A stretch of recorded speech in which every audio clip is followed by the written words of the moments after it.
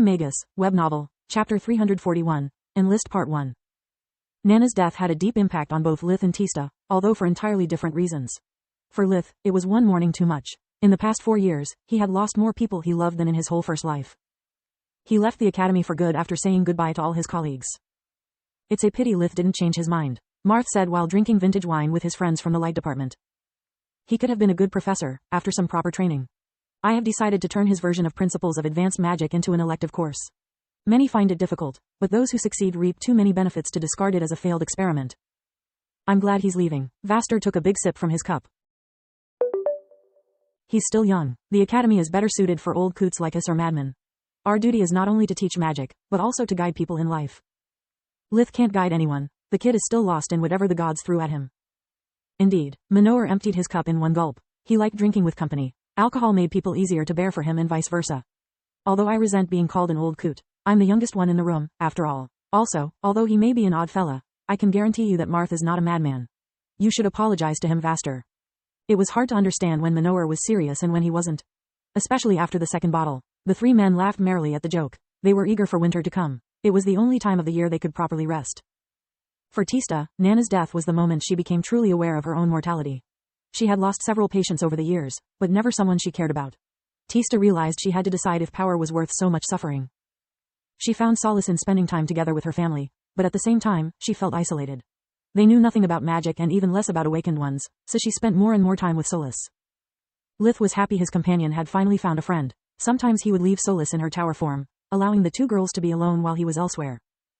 Have you decided what you want to do? Solus asked. Yeah, I'm done with the academy for now. I'll spend the winter together with my family and friends. I'll leave the first day of spring in a random direction, Tista replied. For a while, I'll stop being a healer. I'm sick of always having to worry so much for others. I want some me time for once. Money will not be an issue for a long time. I never spent a dime of what I earned working with Nana. Lith always paid for everything. What about you? Meaning? Solus was confused.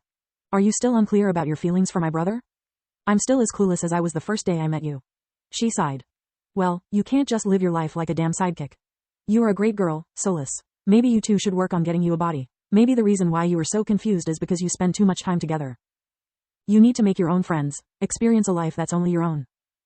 How would I survive? Without a Monogizer or your brother, I won't last long.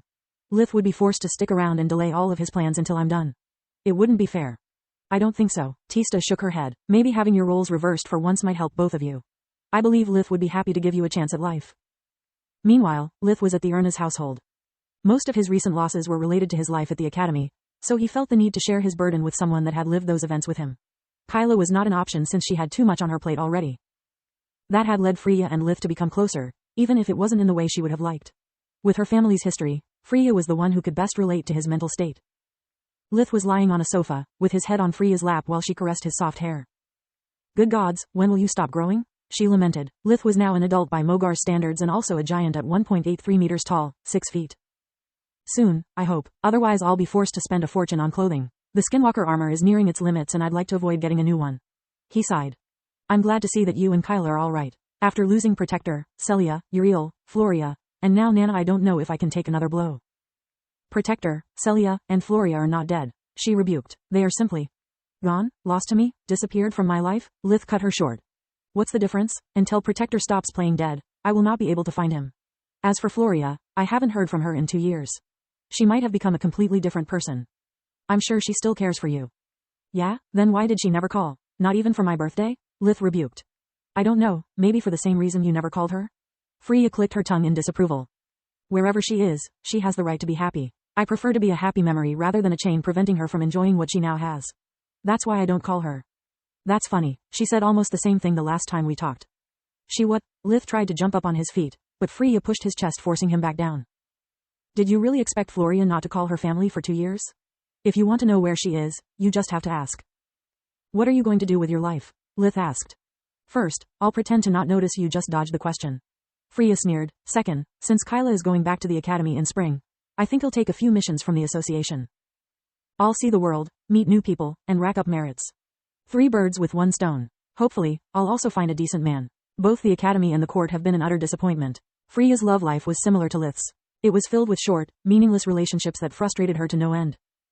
When spring arrived, the heirs of the Ernas and Verhan households moved on the next step of their lives. Lith reached the recruitment center fully prepared. Everything valuable he had was safely stored in his pocket dimension while Solus was concealed in his mouth, wrapped around one of his teeth. Orion had explained the whole procedure to him, allowing Lith to make preparation for when things would go south. Always the optimist, Solus sighed. Always the nagger, Lith replied. Besides, I resent that.